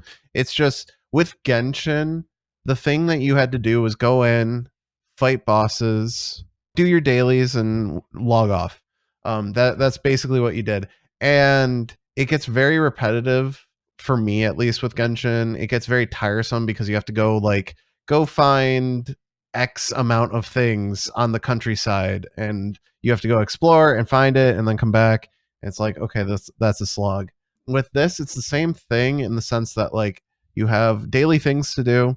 You go do them, and then you go do like your daily lockout things. So pick your bosses that you want to try to farm stuff off of. And then once you're out of energy, you're just like, okay, there's not much really else to do unless I want to pay money. And that's fine. But with Star Rail, with the fact that there's an auto battle system and the fact that like a lot of the dailies take maybe 15 seconds to do, I find it easier to stay engaged with long term because it doesn't feel like I'm logging in to do chores. It feels like I'm logging in to progress my character, and it takes me like 15 minutes, maybe an hour. I could do a little bit extra, which is like go through all the maps and kill all the enemies, which sounds daunting, but it takes like an hour. Is this turn-based? Yes, it's turn-based. So this is very JRPG dungeon crawler type game. It's like Persona. Oh, okay. So yeah, classic JRPG. Yeah.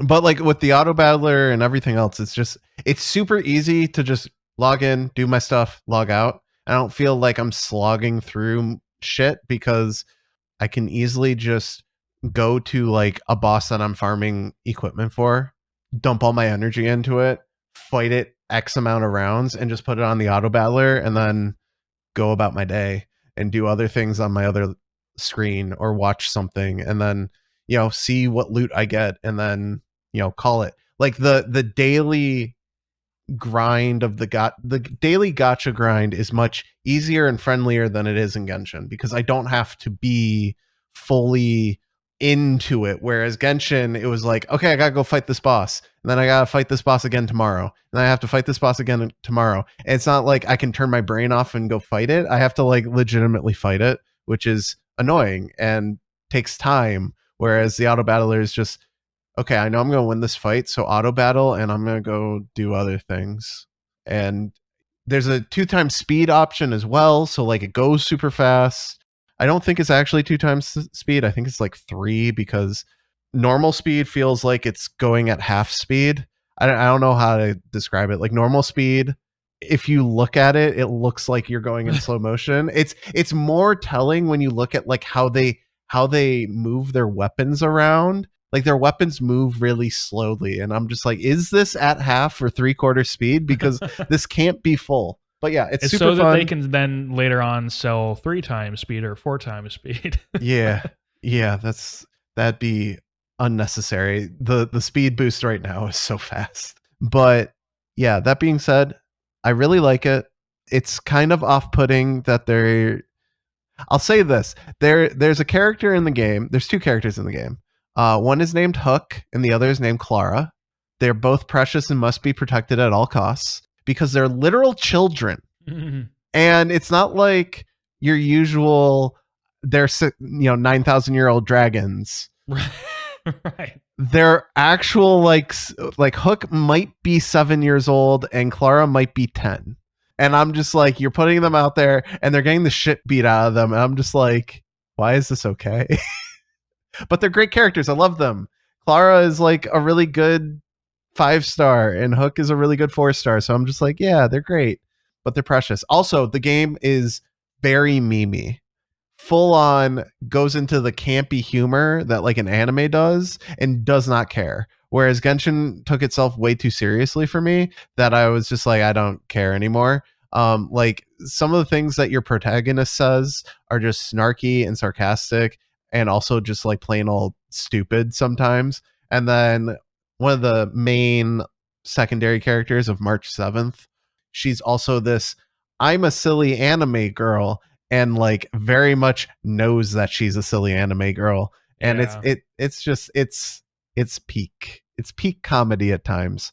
And there's no Paimon, which is already like 15 points up on my review score because Paimon's awful. Who the fuck is Paimon? Paimon is the main like person Paimon in Genshin like escorts you throughout the entire game. Paimon is the first thing you meet. Oh, that character. Yeah. And Paimon is annoying. Their version in Honkai is Pom Pom. The main positive about Pom Pom versus Paimon is rarely voice acted. There you go. But also Pom Pom's just hilarious because he's like, I don't know, he's just hilarious. He's a neat freak, and every day you have to go. There's like a quest to go talk to him, but it doesn't give you anything. But I do it anyways because I just want to see what he has to say. I don't know. He's silly, and I love him. He's great. Yeah, and also my luck in Honkai has been off the charts.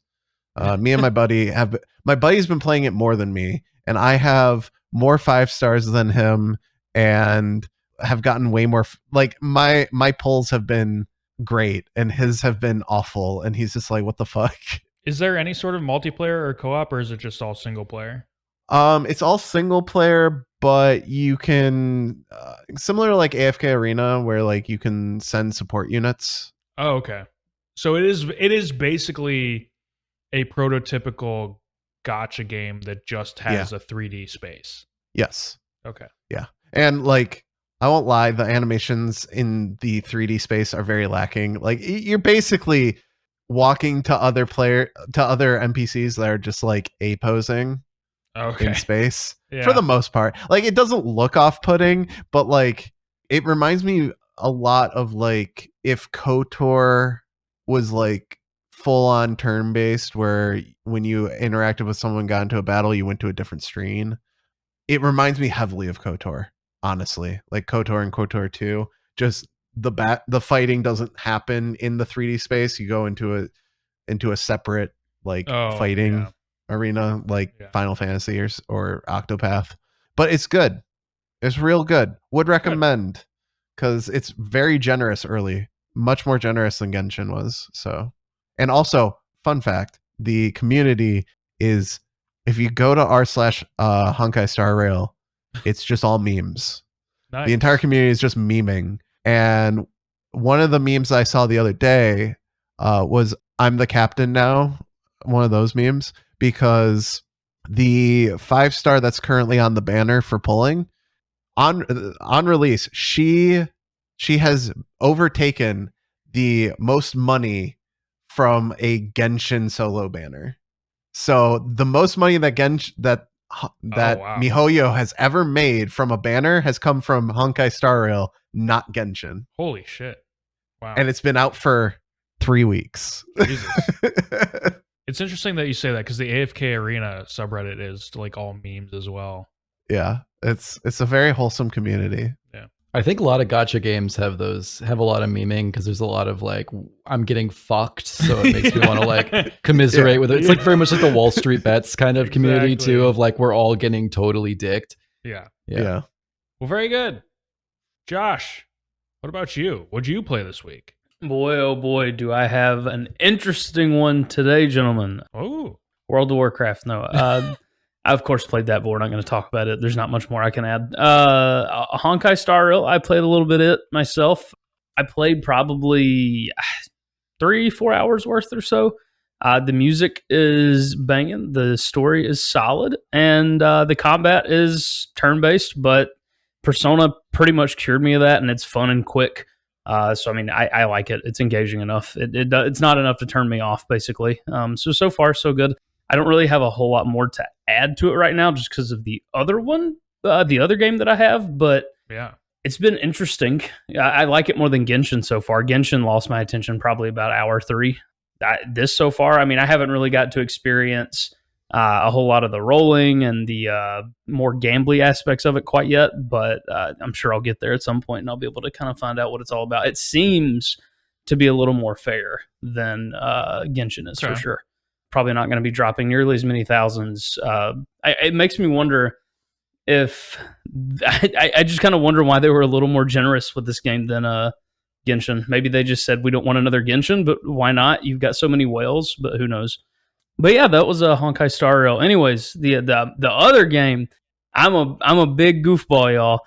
Tears of the Kingdom. Oh shit! I'm gonna go through. I'm gonna give you a rough shot. Pro cons. What I've enjoyed so far. I'm probably played about 3.5 hours roughly. I played it during Mother's Day when everybody was taking naps, and we were all just chilling out for the remainder of the evening. It was super chill. It hits me. It hits me right. I'll say that. The game feels a little bit better than Breath of the Wild. Me and Mike were having a discussion about it, funnily enough, about feel and how Breath of the Wild just lacks some sense of like control. I just never feel like my characters, it just feels really floaty. It's not super tight. And I think they've shored a little bit of that up with Tears, because it feels a little tighter. The controls seem a little better. and everything just seems to flow with your abilities, your attacks, shooting. It all just seems to have a better feel and glidiness to it. I always felt like I was struggling with the controls in Breath of the Wild. I picked them up a lot easier in Tears of the Kingdom. So that off the rip I noticed and was a for sure big pro for me. Honestly, one of the biggest pros has got to be that they just took all the fun things from Breath of the Wild's control system and just made it like a mainline system in the game. I mean, you can do obscene shit, and I've not even done half of it. But one of the main things they have is you can just grab anything. Like it was just, everybody had fun with the gravity that you could just grab metal things with, throw it around, move it in Breath of the Wild. That was probably one of the more fun, game mechanics that they had. So they just said, fuck it. You're going to get to grab everything, move it around, and attach it and do crazy shit with it. I was initially worried because I literally just said, fuck it, bought into the hype and just went for it. I was initially worried that one thing I wasn't going to like was just not being creative enough for certain tasks and not being able to finish certain things.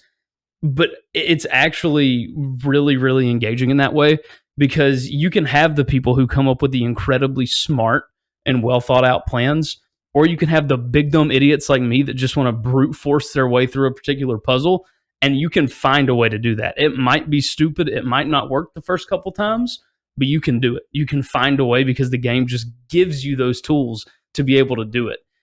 You're no longer just constricted to complete this basic Zelda puzzle. The elements of the puzzle are there, but you have all these other mechanics that allow you to complete it however you want, which is almost a puzzle in and of itself that's more fun because you have more control over it than what the devs just kind of said, hey, here it is. It's been really, really engaging in that way. And I'm just on the first fucking Sky Island with some of these, with some of the tutorials, the new controls. I had one of the funniest moments I've had in a minute. I put 5 mine carts together, put 3 or 4 fans on the back of my mine carts. There's a big hole in the mine tracks, but my thinking was, fuck it, you get a long enough one, it'll eventually catch the other side, and then it'll be able to inertia its way up because it's attached. That didn't work. There go all 5 of my goddamn mine carts, myself included, right off the goddamn Sky Island and to my death. And normally, when I died in Breath of the Wild, I was just pissed off and upset. It just hasn't bothered me as much in Tears. I don't know what it is. It's grabbed me a little differently. I think it really is just a control and feel thing too. Now, that all said, there are still a couple negatives that I've had with it, and namely the one that everyone is talking about. This should not be on a Nintendo Switch. There are significant frame issues. Like, it is notable. Like, you're hitting 20 frames and staying there for a little while on some occasions. I wouldn't even advise someone to play this in handheld mode. It looks like shit. I mean, hot shit. I lack the words to describe how bad it is. It is like pixelated, way oversaturated and bright because that's just the art style, but it looks terrible pixelated. Like, it looks like a 360p YouTube video to me. It just is not good out of docked mode. In docked mode, it's a little bit better. It's still, the art style obviously gives it a lot of leeway, a lot of help, but for the most part, it's still slow as shit. You have your really ugly stinker moments, and it's really unfortunate. I don't know what you can do. I think they're not going to move on from the Switch anytime soon. So what do you do? Like, what the hell do you do? Like, I just feel like they're so limited by this shitty, awful hardware. Oh yeah, you have an incredible game here from by all accounts with reviews and such that you could have gone even more limitless if you had even a slightly more impressive console. Fucking PS4 level. I was gonna say something like this on even like a PS4 Pro or something. Fuck the PS5. Just like something that could, can you imagine this? That'd be crazy. Something that isn't a mobile device. Like, that would be fantastic. And it would be different to me. The reason I think it really sits wrong with me is because of how bad and unplayable it is in handheld mode. It completely neuters one purpose of the console you bought it for. So why the fuck did I get it in the first place? If I'm not going to be able to play games while I'm laying in bed, I accept the fact that it's not going to look as good, but to me, it's unplayably bad. So that to me is a pretty big fucking knock on it that I don't think people are hammering enough. If you got a Switch Lite, that's your only way to play. And I feel for somebody that's going to have to play like that because they are just, you're not going to get the best experience. I'm sorry. It's going to be shittier, which is a shame. The weapon breaking is still in, but it's not as egregious because of all the different ways you can fuse and change your weapons. It's so unique and cool. It's an added variety to a system that was broken, but the added variety at least gives you a little more fun to play around with it, and you feel less bad about breaking it because you get new shit, and you can just, it encourages you to try and play with new things, so you don't give a shit if you break a sword. You're on to the next thing that you can experiment and have fun with. It's just, on the whole, just 3-4 hours in, it's just such a wholly more positive experience than Breath of the Wild has been. That's just general first impressions. I actually am impressed. It's got my attention. I'm ready to play more. I'm being a little more patient with this than I was Breath of the Wild. I think it's a wholly improved game, and I'm having fun. I'm gonna keep going at it, and yeah, I'm glad I picked it up. You were talking about the graphics a little bit earlier, and I was watching a review yesterday, and Link was fighting trees or something like that. Like the trees came to life, and he was fighting them, and when they died, they like fell apart, and the branches looked like Elwyn forest branches, and I was just like, this is 2023. This is not impressive. It's embarrassing. It's like GameCube, like shit. It's bad, especially in handheld. I mean, it's rough. I can totally see how, like, at certain times when you're looking over certain vistas and whatnot, the graphical style makes it look awesome, and then at other times when you're really up close in certain situations, it just looks bad. But I was gonna say, I feel like this is like the most forgiving graphical style they could choose too. Right? Yeah. Which is even fucking crazier. Yeah. And it's still struggling, like chugging. I will say, I was talking to Ross last night, one of our former guests, our only repeat guest, and command prompt on YouTube. And he was talking about how, because I was saying that the reason why I don't like Breath of the Wild much is because I need some sort of direction in my open world games. I need to be told what to do. Otherwise, it's just too open-ended for me. And he said that that's actually something they have addressed in Tears of the Kingdom, because that was an issue that he had as well. And he feels like Tears of the Kingdom does give you more direction. Can you speak on that, Josh, at all? I agree. I do think there's a lot more direction. The main quest is telling me where to go and giving me advice on where to go. They wanted Breath of the Wild. It lives up to its name. I'll give it that. It's exploration out the wazoo, and that's what they wanted. Great. But yeah, I'm with you. I thought it was disjointed. It's part of the reason I quit playing Breath of the Wild, is because where the fuck do I go? What do I do? I'm in this high level area now. Like, what's going on? So no, I think Tears has already done a better job of it, even just in the tutorial area. Like, the tutorial in Breath of the Wild is dog shit. The one in Tears is way more involved, but not in like an overbearing way. And it just does a good job of explaining things to you, especially for someone who is maybe a little more green to Zelda games, like, someone like me. Well, very good. I'm likely to try it at some point, but I don't know if it's going to be anytime soon. And it's not like it's ever going to go on sale, so I'm not going to be waiting for a sale. Mike, you have something to say? I've got a hot take. Oh. Granted, I haven't played it. Granted, I understand that it's like a good game. But based on like what you've been telling me about like it looking like shit and not being able to actually operate properly, essentially in handheld mode, I feel like I don't usually give a shit what the graphics or anything looks like when I'm like reviewing a game, but I feel like they should get docked really hard, because this is a game from Nintendo and they're charging $70 for a game that doesn't work on their own system. Yeah, you bring up a great point. $70. Nintendo, you didn't release a new console. Yeah. Like, yeah. I feel like that's egregious and they shouldn't be rewarded for it at this point. Like, I've said since day one on the podcast that Nintendo's probably one of the most consumer unfriendly companies in video games. And this is like Exhibit A. Here, pay more money for this game that works shittier than the game before it. Yeah, and look, Cool. like, I don't want this to be like us all standing around Tears of the Kingdom hitting it with bats or whatever. But I'm not hitting it with bats. I'm hitting the company with bats. but the thing is, like, they're holding back their own game. Let's also be honest. Yeah. I know people listen, I'm not going to say it's Breath of the Wild 1.5. I'm not going to say it's Breath of the Wild DLC. I understand a lot of work went into creating new game mechanics that are being used in Tears of the Kingdom. But look, it looks very similar and you're charging $70 for it. You didn't release a new console. It doesn't run super well. The console can barely run it. It just doesn't. That feels bad. It does not feel good to me. It feels like it should have been a launch title for a Switch Pro or Switch 2. Yeah. Yeah. And you know what? Maybe because like how Breath of the Wild was on Wii U and ran like shit on Wii U, well, maybe Switch Pro is coming soon and there's going to be a Switch Pro version and it's going to run a little bit better. Oh, the copium. Oh, that'd be wonderful. But I'm glad to hear that you are mostly enjoying it, even though there are some issues that, like, look, these were issues that you knew you were going to have anyway. So yeah, like I knew it was going to be slow, and the only egregious one to me was just out of docked mode how bad it looks. But fuck it, I'm just gonna keep playing on the couch all cozy, so that's fine with me. Fuck it. Well, very good. I think my wife is going to be happy to play this game. She really likes Breath of the Wild, so we'll be getting this one soon, I'm sure. All right, well, I have quite a bit to say about one game. I won't try to ramble on for too long, but I played Final Fantasy VII Remake more. I finished it.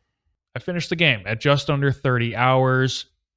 Overall, the game felt very Kingdom Hearts to me, which probably makes sense. Same director, Tetsuya Nomura. The characters are neat. They're great. The combat's phenomenal. The combat is really good. The setting and world are interesting. The graphics are awesome. I really did enjoy the linearity of the whole thing. But like Kingdom Hearts, the particulars of the writing for the story and the dialogue are highly, highly suspect. They're just not good. They're confusing as fuck. They don't make a ton of sense. There's quite a few, not even really plot holes, because they don't even really matter that much. It's just like things that you just ignored that you didn't have to, like little annoying things like that. And that's why overall, it just feels like the same experience you would get from playing a Kingdom Hearts game, which is fine because I think overall they're mostly good games. It's just you have to know like the story's going to be confusing, the dialogue's not going to be great, and it is what it is. And look, overall, I liked my experience. I like Final Fantasy VII Remake. I'm excited for Rebirth coming hopefully in this winter. So I'll leave it at that. But I also played the intermission DLC, which I beat in about 5 hours. And I actually think the writing and specifically the dialogue is much better in this. It comes across as like a sort of silly, funny anime at a lot of times, but like in a good way. And normally for me, that might be like saying that it's not for me, but I actually really liked it here. So the main character is like this very over-the-top, goofy, clumsy anime girl, but it works here. It works because the character she's younger. No one else in the story is like that. It's not like everyone is acting like that. It's just her. And it fits because she has this partner. He's kind of like the straight man in the operation. So it actually works. It feels purposeful. It doesn't feel like they're just putting in this silly, goofy anime character just because they want to appeal to those sort of people playing this game. She's actually in there, it feels like, for a reason. And it makes sense. And I really like the pairing of her, Yuffie, and her partner, Sonon. He's older, but she's technically the more experienced ninja. It's kind of cool. It's like this really interesting brother-sister relationship. And then because you have this relationship going on, it also makes the combat really, really interesting.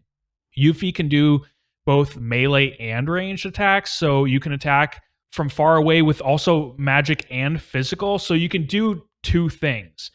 And with your party member, instead of switching to them, you can't switch to them, but instead what you can do is you can initiate a synergy. So you're synergizing, which means you're going to be attacking together and your attacks are going to do more damage. Your ATB meter is going to go up slower, but you're going to do attacks together. And then also, you can turn it off, and then they sort of act as a tank if you set them up properly with the right materia and with the right attacks. And you can command them attacks, you just can't control them for their normal, whatever their normal like ranged or melee attacks are. But you can give them commands. And I think this really makes it interesting because the combat is completely different in that way from Final Fantasy VII Remake. It's the same system, but it plays completely differently, especially with the Yuffie being able to do melee and range at the same time. And I just think Square does a really good job with their DLC because they make it worthwhile. They actually make the game feel different. They add to the story, the gameplay changes. They do a really good job with their DLC. And building on that idea, Intermission has this really neat little mini game that's sort of like Warhammer meets a MOBA meets a tower defense. And they've done this before in previous games with like they had Blitzball in Final Fantasy X, Triple Triad. I think that's been in a few of the games. It's like a card game.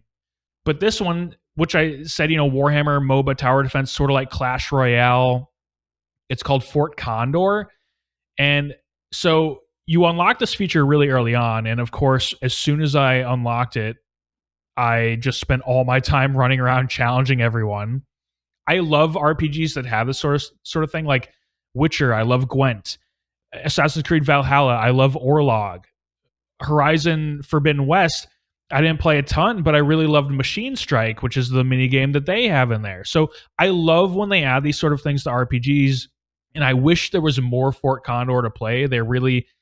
You can maybe do it for like an hour and a half, 2 hours, which is actually a lot of the playtime of the DLC, but there's only so much you can do, and then you run out of opponents. But it's fun. I really liked it. It's fairly shallow, and I don't think it would work as like a separate game. Like you can very easily, it's pretty easy, and you can easily cheese it, but it's good stuff. And I just really appreciate, I'm glad that I played the DLC because I appreciate that Square made it such a different experience than the main game. And it's hard to say that I recommend the DLC over the main game because in order to enjoy the DLC to its fullest extent, you would have to play the main game as well. But I think it's better than the main game. And it really does make me even more hopeful for Rebirth because I think they're going in the right direction. And overall, my whole Final Fantasy VII Remake experience was awesome. I'm so glad I played it. It had been on the periphery for me for a really long time, and it was one of those things where I was just like, I don't know. There's quite an investment there, and I don't know if I'm gonna like it, but you wait long enough and it becomes free on your fucking PlayStation, and you're like, okay, I'll give it a shot, and I loved it. So it's good stuff. You would play anything if Jim Ryan shoved it down your throat. Yeah. Give it to me, Jim. I played a couple other things very quick. So I started Star Wars Jedi Survivor. I only just started playing, maybe like an hour and a half, 2 hours in. Movement feels really fluid. I will say I'm very thankful that the main attack button is the same that it is in Final Fantasy. Otherwise, I feel like I would just be so confused. Like my wires would be so crossed going from one game to the next. But it's working out really well. I have had a few frame stutters, which I found weird because I know that the game has had technical issues. It just feels weird being on a PS5 having frame stutters for a game that looks really good, but it's not the best game I've ever played. So I thought that was kind of weird. Although it hasn't been like egregious. It's not happening all the time. It was noticeable at like maybe 2 or 3 times. I think I'm going to play more. Final Fantasy 15 is really calling me, and I thought that this was going to be like a palate cleanser between Final Fantasy games because it's only like the main story in Star Wars Jedi Survivor is only like 16 hours, so it's very doable over like the course of a week, but I don't know, but we'll see. I'll report back next week. And then one final note, the Diablo 4 server slam. I didn't really play it, but I am happy to report I installed it for this very reason. I'm happy to report that my upgrade to 16 gigs of RAM. With that, I can now perfectly run everything on high graphics. That's all it took. I just had to double my RAM. I didn't play any more than that. I just wanted to test the new specs. I'll be playing the game in a few weeks. I'm going to have that 4-day early access or whatever it is, so I can wait. I didn't want to do the beginning story parts again for like the 4th time. But I'm looking forward to it, and especially now that I can run it perfectly on my PC. I feel like I've played a lot lately. I've done a lot of gameplay on the console lately, and it felt good. I'm happy to get back into the swing of single-player games. Well, single-player games are happy to have you back, man. Yeah, I'm sure they are. All right, let's move on to a brand new segment. It's called the soft spot. In the soft spot, I'm going to ask the panelists and myself to name a game that they have a soft spot for that received a generally average or poor critical and audience reception. I'll go first just to give the guys a little bit of an example. My soft spot is for Ghostwire Tokyo because I feel like it needs to be brought up. It needs to be defended. I let it hang last week, but now we're back, and I'm going to talk about it just very briefly. I love Ghostwire Tokyo. I totally see all of its faults and why it's not a great game. But for me, it was just so cozy. I loved being alone at night on the streets of Tokyo in the rain. Just a really cozy game. Good time. It was good vibes for me, despite the fact that it's kind of a horror game in a way. It was still like good vibes for me. I don't know. It's just it was good. It gave me what I needed at that time, which is, I guess I played it almost a year ago now. And, it was one of those things. I needed the rainy vibes, and it was able to provide that. I also think the combat, although repetitive after a while, is really satisfying. And the animations for it are just fantastic. Like the hand movements are really impressive. So I'm excited to see what Tango does next.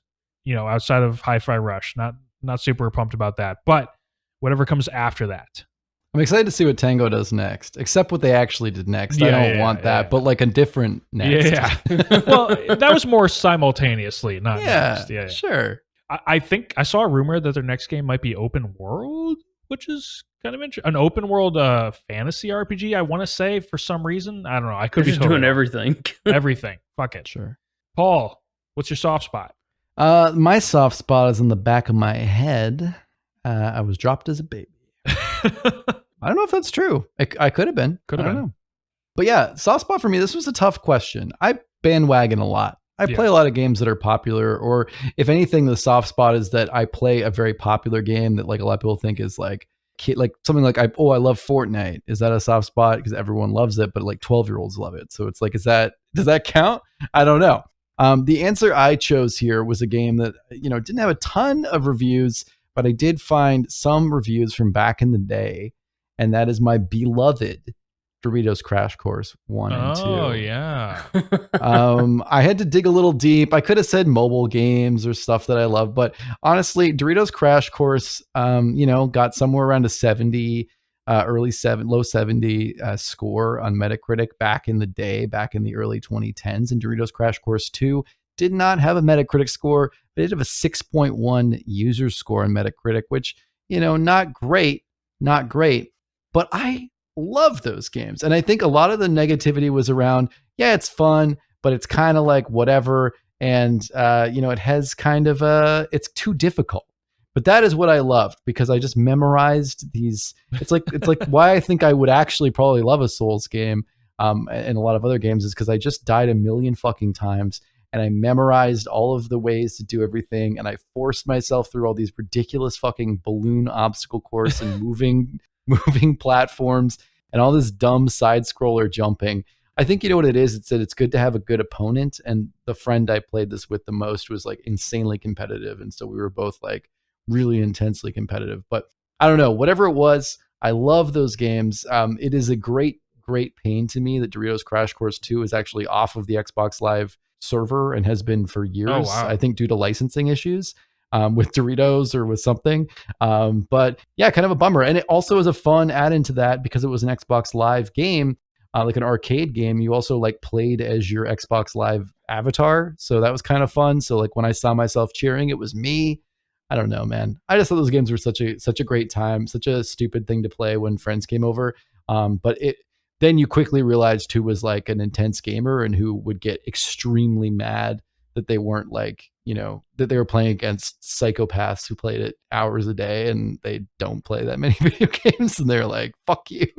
So I'm going off on a tangent, but bring back Doritos Crash Course. I'll even buy Doritos for it. And I don't even like Doritos. It was kind of like Fall Guys before Fall Guys. It was absolutely Fall Guys before Fall Guys, but also with more like pinpoint precision, I feel like. All right, Josh, what's your soft spot? I have such a boring answer, but fuck it, I've got a good explanation. I'm giving it to Battle for Azeroth. Whoa. Because you know what? Hell yeah, dude. Fuck the people that think Battle for Azeroth is a bad expansion. Yeah, okay, it wasn't as good as Legion. I will concede that. 8.1, Battle for Dazara lore. You had a decent expansion upon the war campaign. That is pretty solid, pretty fun Mythic Plus season. Boom, you leave 8.1. You got 8.2. Literally one of the best patches the game has ever had. Like, Mechagon was insane. Like, it was actually one of the coolest places to just explore, find all these new unique things. They just basically threw the kitchen sink at Mechagon in it just to see what would work, and it was just a blast. The ridiculous powers you got in patch 8.3 were just fun as hell. The raid was Nyalotha, which was cool. Yeah, a shame it was wasted in just a raid, but it is what it is. And I mean, you know what? Some of the ridiculous abilities we got in 8.3 with the what was it, cursed and empowered or some other bullshit. It was just ridiculous and fun. Yeah, BFA wasn't pretty or perfect, but it was out there. It was wacky. Whoa. Culture S is one of the greatest continents that Blizzard has ever made. It was beautiful. Okay. Hold on. So Mike just said in chat, tell Kayla to get the copium out of your vape pen. See, here's the thing. BFA truly is a wonderful expansion. Yeah, Shadowlands was really bad, and it was a stinker followed by another stinker. But I will still sit here and defend it until the day I'm dead. So yeah, BFA. Also, honorable mention to the Mass Effect 3 ending, specifically. All right. I feel like BFA has the cheerleader issue of it's surrounded by actual shit. Oh, yeah, that could be. Could be. Mike, what's your soft spot? Heroes of the Storm, 6.5 out of 10, the classic. That's crazy that's that That's low. actually That's nuts. such a good game. Yeah. That was its original score from IGN, to the point that the devs put it in as a spray and a banner, and so much like 6.5 in a hex was the spray and banner, and it was hilarious. Yeah. It didn't get good reviews at first, and they flipped a lot of it and switched a lot of how it worked and did a whole lot of reworks. 2.0 came out. I would argue that adding loot boxes to the game was a backward step in it, but Overwatch came out and loot boxes became the new hot topic. So yeah, really good. Love it.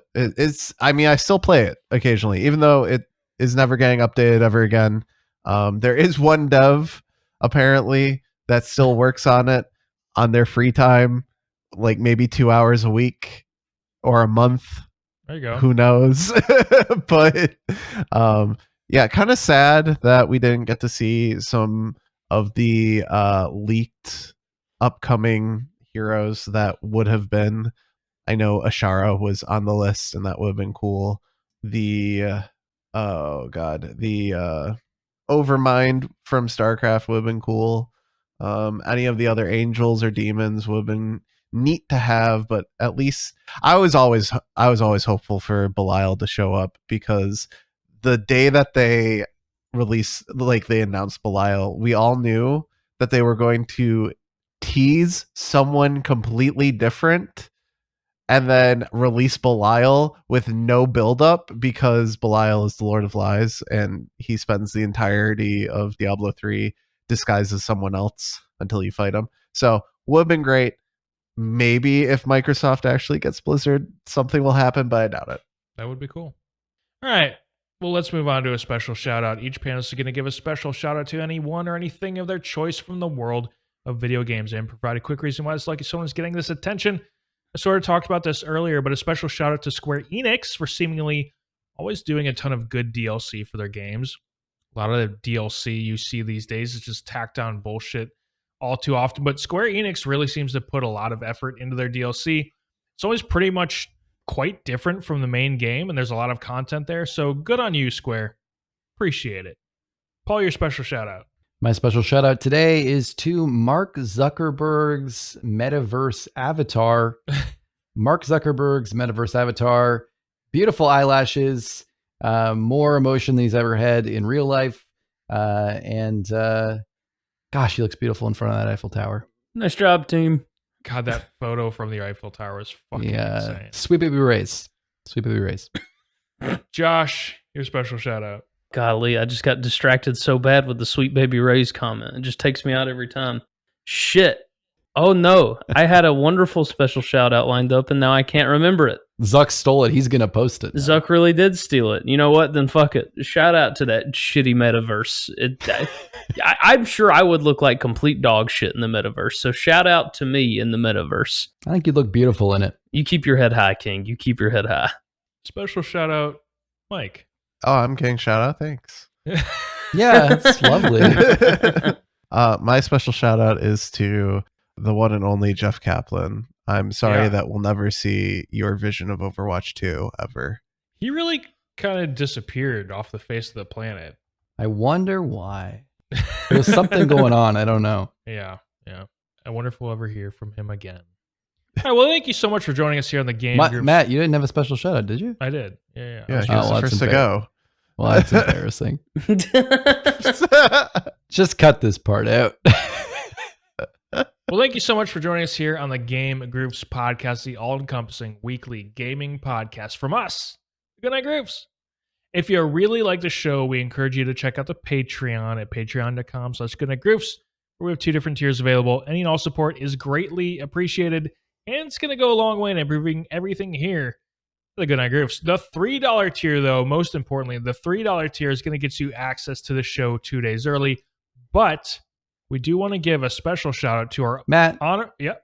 Oh. I thought we changed the Patreon a little bit because as far as I was concerned, we changed it so there is a $3 tier. Yeah. But it's now a loot box. Yeah. I was pretty sure. So you can get the $3 tier and then you might get the podcast 2 days early. You might get it early. You might get it at the same time. But there might be some sound effects in there that you may not have noticed before.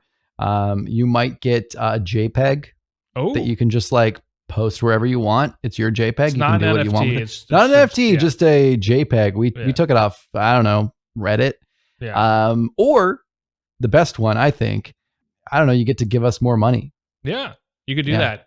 And if you do give us more money, you get a special shout out because these are our honorary groups supporting us in the $5 plus tier of the kingdom. That's Andre D, Cole T, Derek versus the World, James B, James S, and Jeremy R, the Renner himself. A round of applause for them, please. Haley Steinfeld herself. Woo! We also ask that you take a couple minutes. That's all it takes. A couple minutes. Drop a 5-star review on Apple Podcasts and Spotify. It'll help us. I promise you that. Matt, you know they won't fucking do it. Matt's being generous here too with this 2 minutes. He's being nice. He's like, "Oh, it'll take you 2 minutes. Take 2 minutes out of your day." Yep. It takes 2 fucking seconds. If you're on Spotify right now listening to this, scroll like I don't even know, a millimeter of your thumb and press one more time on the 5. Yeah. Jackass. Make sure to check out goodnightgroofs.com for all of the content where you're going to find this podcast, Southern Fried Groofs, game reviews, and more. And enjoy it while you're blasted, apparently.